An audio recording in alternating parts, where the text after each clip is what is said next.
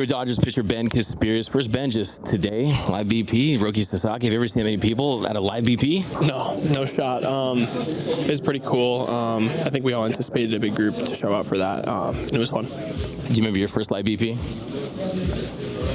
I do. It wasn't. I think there was maybe 5 people there, including our entire staff. So it wasn't quite like that, but it was pretty cool. As far as where you're at, how big was it last season? Just getting that big league experience, showing those big time flashes, and just taking that into the off season, and basically where you're at right now. Yeah. Again, I think it all starts from the ground up in this org. The pitching coaches I've worked with, different staff members, and obviously picking the brains of guys who have done it in the big leagues for a really long time, like our bullpen.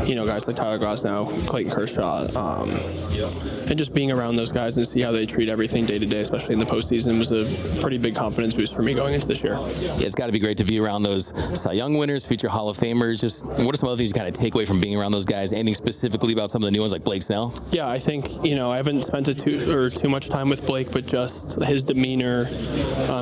We're going out to do PFPs. He's one of the hardest working guys out there, and just to be able to watch him, go out there and compete yesterday, fill up the zone with all of his stuff. It's been pretty cool, and I'm excited to kind of, pick his brain a little bit more and see, how he approaches the season, what he's working on, and kind of just how he stays consistent throughout a year. And from a comfort level standpoint, how big is that for you, knowing that you're not just constantly thinking about making that big league debut? It's now just about putting in that work and staying in the show. Yeah, I think that's the biggest thing, is I got my feet wet, especially in the playoffs last year. Kind of being the pinnacle of the sport, I think, and we had talked about this a little bit before, just the roles kind of changing, whether it was long relief, closing out a game, starting a game, whatever it was, kind of being able to navigate those different roles in such a high leverage situations in big games. I think this year it'll be a little bit more controlled, whether or not it's as a starter, reliever, whatever it might be. But just going into the year, just open-minded and being able to kind of be called upon for any of those roles. Yeah, and Dave talked about the other day how in this organization you got players like yourself, like Pages, James Allen, the list goes on and on. Guys with other organizations, you're already way up the totem pole. This organization is so many stars they get externally, but you're here for a reason, right? It's kind of what's the mindset kind of playing through that? For sure. It's a blessing and a curse, right? It's being in an unbelievably, sound organization, great culture, and then on the other side, having a lot of money, being able to go out and get stars and fill a field, full of all stars pretty much. But for me, it's just taking care of what I need to day to day, get an opportunity, run with it, and just be ready for whatever they ask, I think is kind of the main message. Yeah, and as far as the way you're attacking hitters from a pitch mix standpoint, do you think it's going to be pretty consistent with what we saw in year one? Or do you think there might be some adjustments in year two? Yeah, for sure. I think, game planning wise, I think there's a lot of information on big league hitters, just a bigger workload. There's more at bats. So I think it kind of gets more simplified in a way. And just going forward, like we talked about refining a few things, like adding the splitter, adding, more consistency to the cutter, the two seam. So I think depending on the role I'm in, if I have to bring out, different weapons later down the road or, in the 5th or 6th inning of an outing, if I get to it, I think that's kind of where I'm going.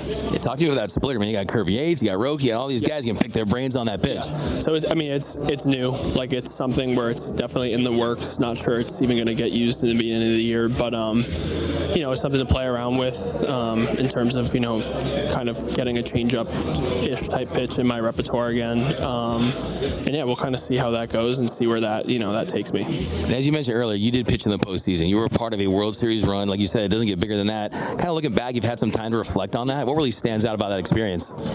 I just think the way and how collective the group was. We went into, I guess, the whole postseason with 3, healthy starting pitchers per se, and to kind of just be in a bullpen where we took on a huge load just in terms of workload and expectations day to day, and being able to fill out those innings. There was no panic. There was, I think it was a big deal for guys in the bullpen because we're not, usually getting as much attention as, starters are, guys that are playing on the field every single day. So everybody took the ball and handed it on to the next guy. And I think there is confidence in every single person. So I think I think the coolest part for me was just being able to be a part of that, seeing veteran guys who, hadn't won a World Series before get a ring, like Kevin Kiermaier, obviously a handful of other guys, but to be around that and, share that moment with those guys was special.